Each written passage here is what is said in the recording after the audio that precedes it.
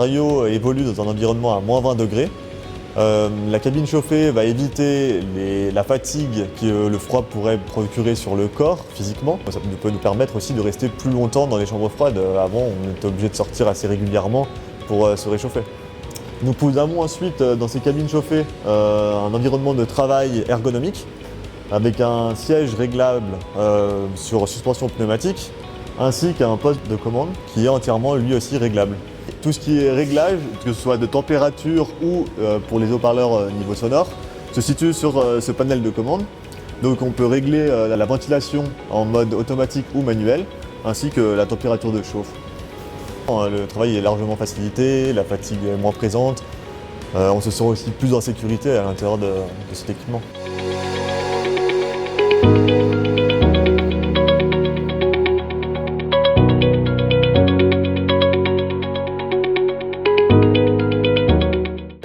Tout d'abord, on a le droit à une cabine chauffante qui nous permet de travailler plus longuement à des températures aussi basses, qui sont entre moins 22 et moins 23 degrés.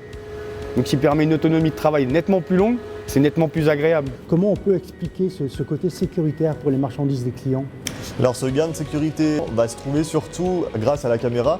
Lorsqu'on va déstocker des palettes, il y a moins de risques en fait, si vous voulez, de pousser les palettes, donc meilleure prise en compte du placement des fourches. La vision nous situe en fait comme si on avait les yeux au niveau des fourches. Donc du coup, la prise en charge des palettes va être plus sécuritaire. Alors cette cabine qui est entièrement fermée a une vision panoramique qui permet d'avoir très peu d'angles morts, donc toujours avoir une vision constante de tous les dangers qui pourraient arriver. Et notamment le blindage des vitres permet d'éviter de se faire heurter par des objets qui pourraient tomber en hauteur. Alors l'opérateur à l'intérieur a un haut-parleur qui est en fonctionnement constant. De ce fait, il ne peut pas se faire surprendre par divers sons qui pourraient provenir de l'extérieur et peut communiquer en appuyant sur un interrupteur lorsqu'il a besoin de communiquer avec l'extérieur. Cet engin a une hauteur de levée de 6,30 m. Et il peut lever jusqu'à 1,2 tonne à 6,30 m de hauteur du coup. Est-ce que ça prend plus de place finalement pour manœuvrer?